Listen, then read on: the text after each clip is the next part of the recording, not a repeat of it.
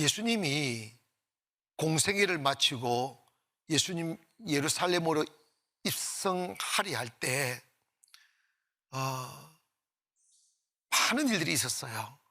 이런저런 말씀을 다 세족식도 하면서 겸손을 가르치기도 하시고 또 여러 하늘나라의 비밀들을 말씀하셨어요. 그리고 누차 주님이 이 땅에 오신 목적에 대하여 말씀하셨어요. 내가 온 목적은 세상을 구원하려 왔다고, 십자가에 죽으실 거라고. 그런데 그 3년이라는 긴 세월을 주님을 따라왔던 그 제자들이었음에도 불구하고 주님이 가시는 그 길의 참된 의미를 알지 못했습니다. 예루살렘으로 입성하려 할 때 야고보와 요한의 어머니 살로메가 예수님을 찾아와서 이런 말씀을 합니다. 주님, 선생님이 나라가 임하시면 내 두 아들 요한과 야고보를 하나는 우편에 하나는 좌편에 앉혀주세요. 그럴 때 우리가 여기서 눈여겨보아야 될 한 대목이 있습니다. 그게 뭐냐면 예수님께 자기 두 아들을 높은 자리에 앉게 해달라고 청탁하는 살로메의 말을 듣고 다른 모든 예수님의 제자들이 분하게 여겼다고 했어요. 이건 무엇을 의미할까요? 이것은 살로메뿐만 아니고 다른 모든 예수님의 제자들도 예수님이 가시는 고난의 길을 걸으려고 따라온 게 아니고 예수님이 왕이 될 줄 알고 권력을 잡고 출세하려고 예수님을 따라왔다는 것을 반증해 주는 거예요. 이점에서 우리는 어떤 사람일까를 한번 생각해 보십시다.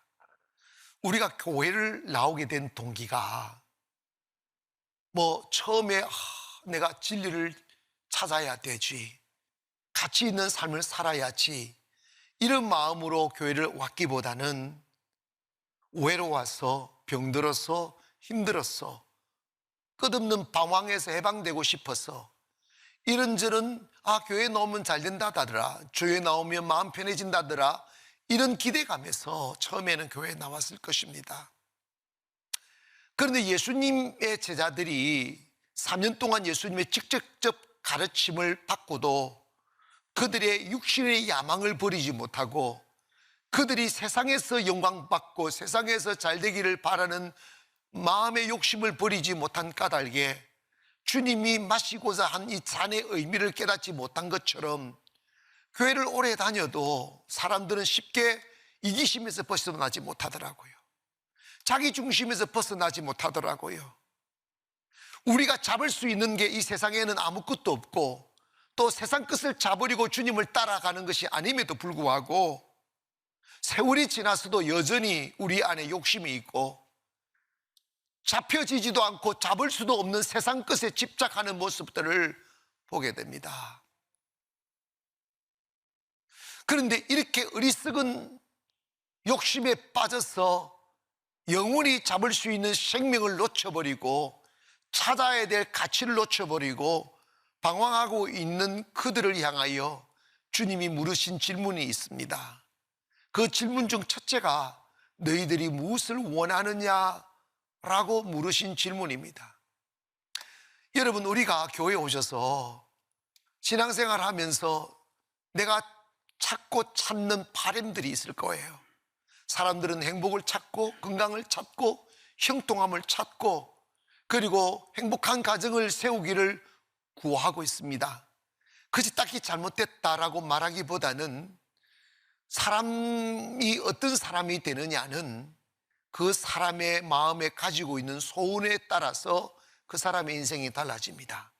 큰 꿈을 가진 사람은 큰 인생이 되고 작은 꿈을 가진 사람은 작은 인생이 되고 아름다운 꿈을 가진 사람은 아름다운 인생을 살고 추악한 탐욕을 담고 사는 사람들은 탐욕으로 살아가게 됩니다.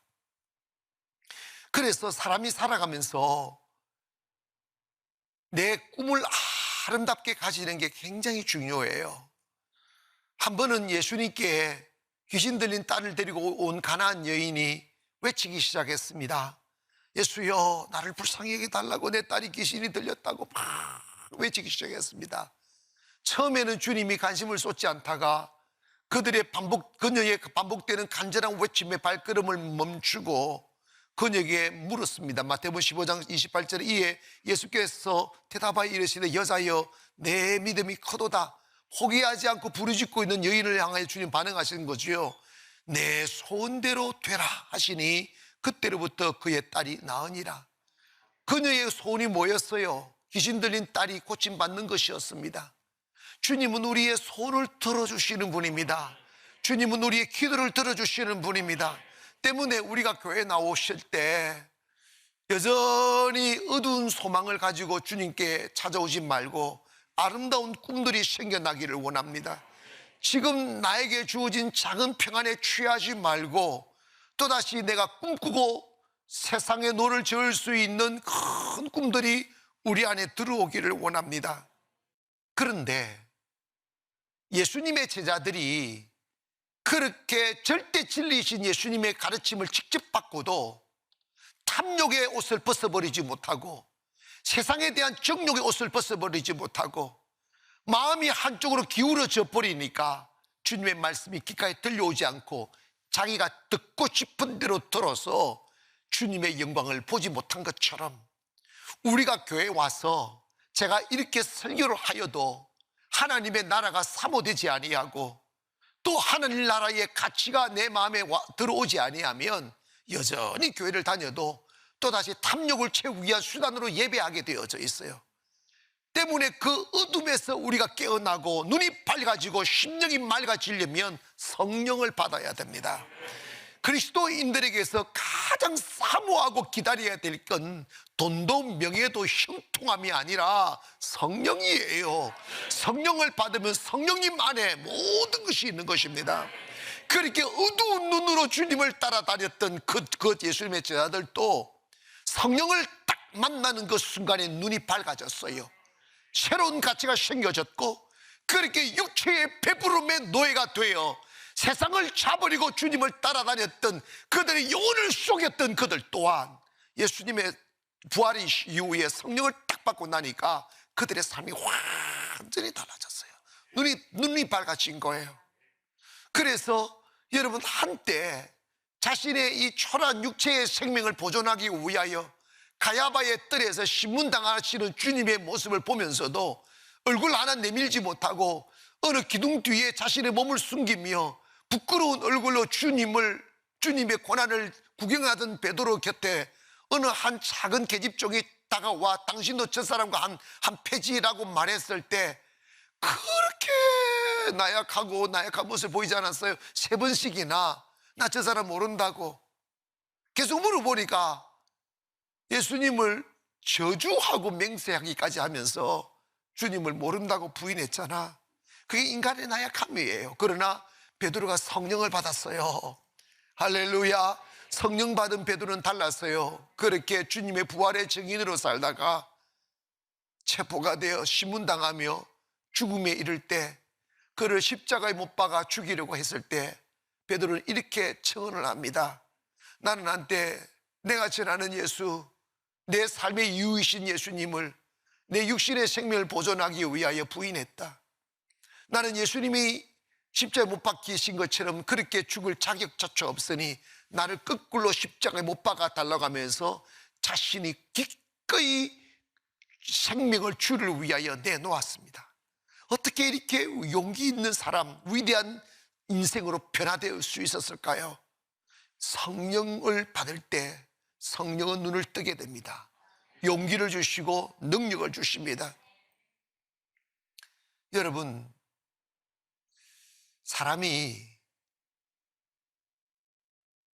태어나서 살아갈 때 이런저런 가치에 사로잡혀 살지만 결국은 진리를 선택한 사람만이 영생을 얻습니다. 욕심을 부려도 죽고 욕심을 부리지 않아도 죽어요. 그러나 그 죽음 뒤에 하나님의 나라를 소유해야 되는데 그러기 위해서는 정말 진리를 찾아 살아야 되고 내 야망을 이루기 위한 야망의 노예로 살면 그 인생은 추악해져요. 뭐냐면 우리는 내 작은 인생일지라도 하나님의 뜻을 구하며 살아야 됩니다. 예수님은 마태복음 6장 33절 이하에 이런 말씀, 그런즉 너희는 먼저 그의 나라와 의를 구하라. 그리하면 이 모든 것을 너에게 더하시리라. 그러므로 내일을 위해 염려하지 말라. 내일 일은 내일 염려할 것이요 한날의 괴로움은 그날의 족하니라. 여러분, 우리는 우리의 염려의 중심에는 의식주의 문제가 다분히 들어 있습니다. 그러나 그러한 염려들은 다 의미 없는 것입니다. 주님, 나의 인생을 통하여 하나님의 뜻을 이루는 삶이 되게 도와달라고, 그걸 구하시라는 거예요. 그럴 때 인생이 가치 있어지고 후회하지 않는 인생이 된다는 거죠. 그러면서 주님이 두 번째 물으신 질문이 너희들이 영광을 구하는데 과연 너희들이 내가 마시려고 하는 이 잔을 마실 수 있느냐고 물으십니다. 그런데 그때 예수님의 제자들은 생각도 안 해보고 영광 줄 줄 알고, 뭐 예수님이 예루살렘 들어가면 잔을 축배의 잔인 줄 알았지.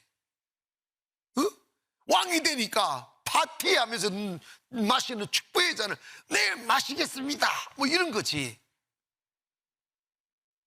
인생의 쓴맛을 봐야. 그런데 주님이 말씀하시는 이 고난의 잔은 영혼을 살리기 위하여 다른 사람의 죄를 짊어지시고 매맞고 피 흘리고 십자가에 죽으시는 고난의 잔을 의미하는 것입니다. 지금 우리나라는 형태는 갖고 있지만 이 정신적으로 지금 다 무너지고 있잖아요. 왜 그러냐면 고통을 나누려고 하지 않아요. 나라가 잘 살려면 누군가가 땀을 흘려야 되고 고통을 짊어져야 돼요. 쉽게 인생을 살게 만들면 안 돼요. 십자가 없는 영광 없다고요. 주님이 십자가 지면서 얼마나 아팠겠는지 아십니까? 우리는 십자가의 잔을 마시지 않으려고 해요. 성숙한 사람, 영광의 자리에서도 교만하지 아니하고 여전히 그 자리를 지켜내며 꿋꿋하게 주님의 진리의 자리에 서 있는 사람들은 갑자기 그 자리에 선 사람들이 아니에요. 숱한 세월을 눈물 흘리며 고통을 참아내며 그 무거운 짐을 죽음의 고통이 와도 참아가면서 지고 간 결과가 아름다운 자리가 만들어지는 거예요. 저는 고난당할 때, 연단 받을 때 정말 슬펐어요. 정말 아팠습니다. 살고 싶지 않았어요. 그러나 피할 길이 없었습니다. 외면할 수가 없었어요. 그리고 내게 주어진 이 짐을 벗어버릴 용기도 없었어요. 그래서 비틀거리고 또 비틀거리다가 너무 마음이 힘들고 살 소망이 끊어져서 산에 올라가서 금식하면서 외로이 숲길을 걸을 때 주님이 슬픈 가슴으로 얼룩져 있는 저에게 제 마음을 두드리기 시작했어요. 그때 주님이 물으셨습니다. 너 십자가를 아느냐고. 내가 진 그 십자가의 잔을 아느냐고. 나는 그 십자가가 나의 죄를 위하여 죽어주신 주님의 죽으심이라고만 알았습니다. 근데 주님이 그것이 아는 게 아니다 말씀하셨어요. 너는 십자가의 외로움을 아느냐? 너는 그 십자가의 억울한 고통을 아느냐? 너는 그 십자가의 부끄러움을 아느냐?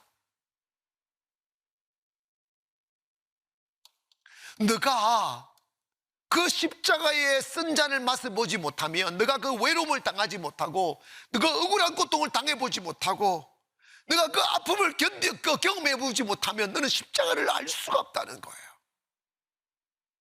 지금 너가 흘리는 이 눈물, 지금 너가 당하는 이 고통은 십자가를 알게 하기 위한 필연적인 과정이라는 거예요.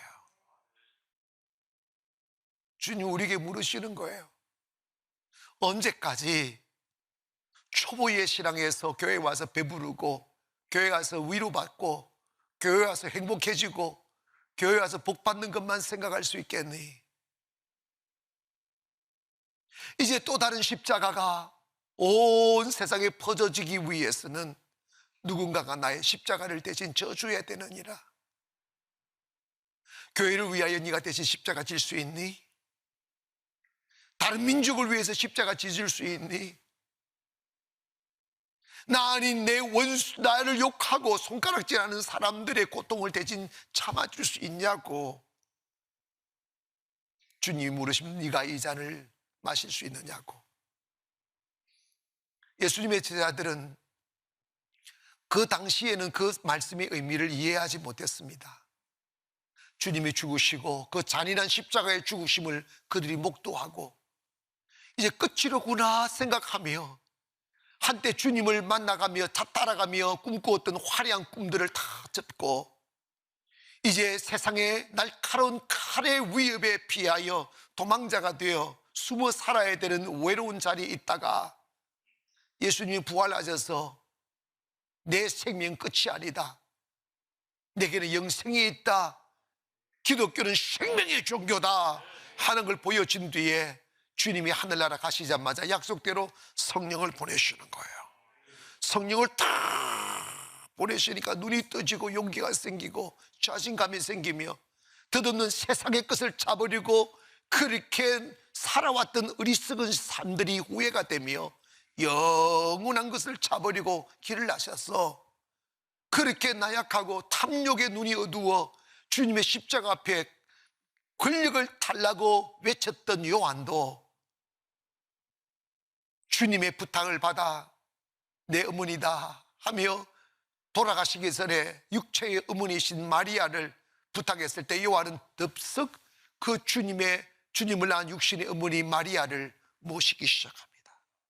그리고 돌아가실 때까지 어머님처럼 잘 모시고 주의 길을 가다가 그 마리아가 세상을 떠나는 날 아름다운 곳에 장사 지내고 홀로 된 몸으로 여기저기 돌아다니며 복음을 전하다가 급기야 예수님처럼 체포되어 밤모섬이라는 조그마한 무인도 섬에 유배가 되고 그리고 그가 다시 소환돼서 순교를 당하는 그날까지 그들은 당당했어요.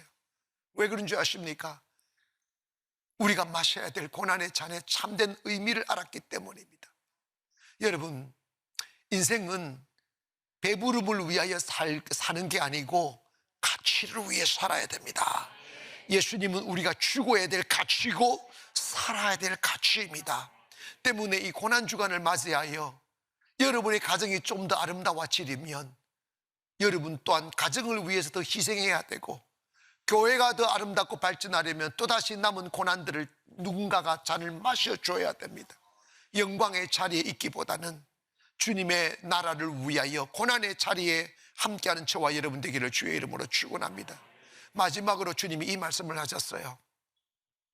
너희들이 구하는 걸 잘 모른다고 말씀하시면서 이 요한의 이 살로메의 요구, 내 두 아들을 하나는 우편에 하나는 좌편에 앉혀주세요 라고 부탁했을 때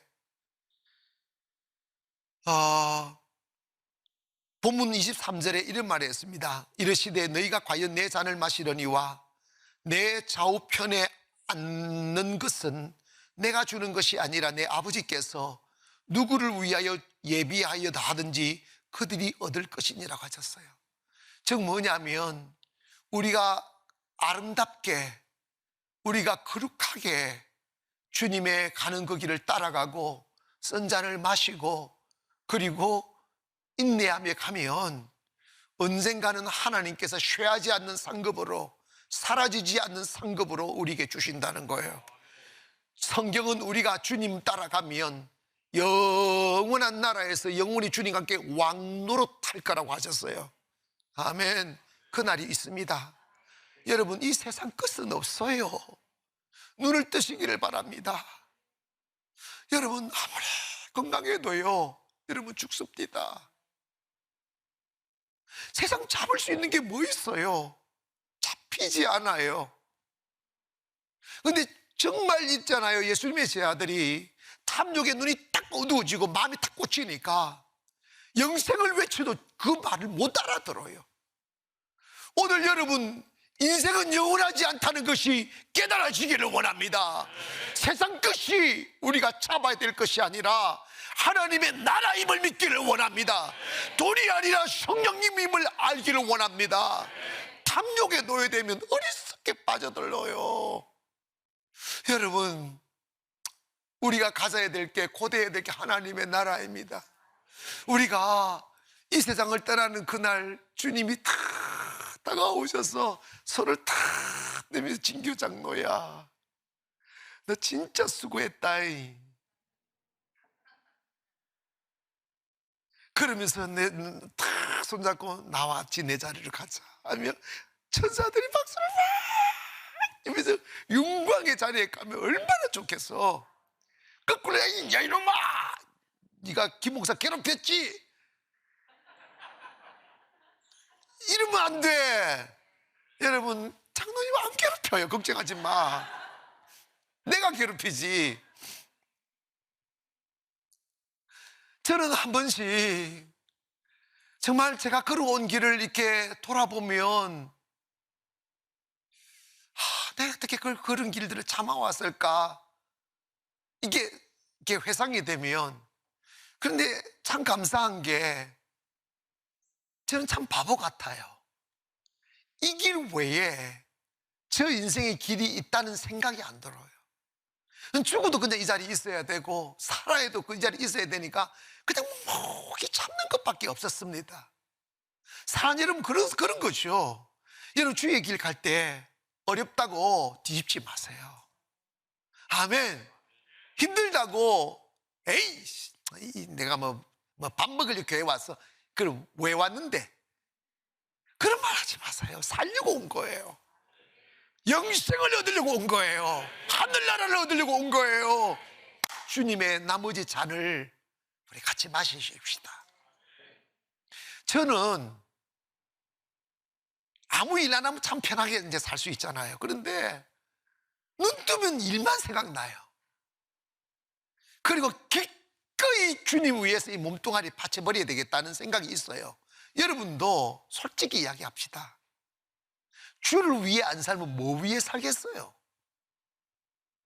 뭐 위해 빵 위해 살겠어요? 탐욕으로 살아가는 사람은 추악해집니다. 행복하지 못해요. 그의 삶이 영원하지 못합니다. 추악한 죄악의 흔적만 남기고 지옥으로 떨어집니다. 주님께서 말씀하셨어요. 깨끗하게 충성하라. 깨끗하게 잔을 마셔라. 그러면 하나님 아버지가 너의 공력을 인정하시고 상급 주신다는 거예요. 하나님 알아서 축복하신다는 거예요. 그런데 기독교에 정말 신비 하나가 있어요. 저의 삶을 보니까 저는 그냥 어릴 적부터 목사가 되기 위해 태어났고 쭉 이리 왔는데, 맑게 딱 주님 앞에 충성하고 헌신하고 죽으려고 하기 전이 있었어요. 세상에 미련을 품고 적당하게 헌신하고 적당하게 변화하려고 하니까 내가 죽더라고요. 하는 것마다 안 돼요.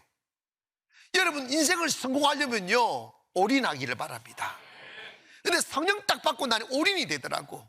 아까운 것 없고 주저함 없고 주님께 딱 목숨 딱 걸고 하니까 더 잘 살아지고 더 편안해지고. 아멘 합시다. 그래서 주님의 말씀이 진리인 거예요. 나와 복음을 위하여 살고자 하면 죽을 것이로되 나와 복음을 위하여 죽고자 하면 살 것이라는 거예요.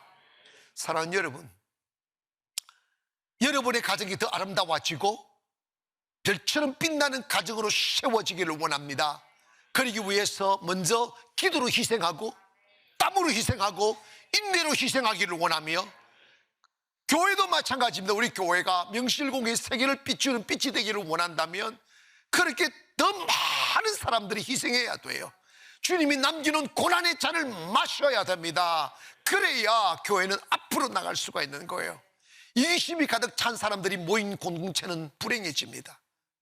이 대한민국이 행복해지려면 애국자들이 일어나야 돼요. 권력을 탐하는 정치인들이 사라지고 나라를 위하여 죽으려고 하는 애국자들이 일어나야 됩니다. 우리 그리스도인들이 그 모습을 보여야죠. 주님의 십자가의 길을 걸어가야만 합니다. 그래야 복이 있습니다. 그래 영생 얻습니다. 그래야 행복합니다. 주님은 생명의 하나님입니다. 죽고자 하는 자를 살리십니다.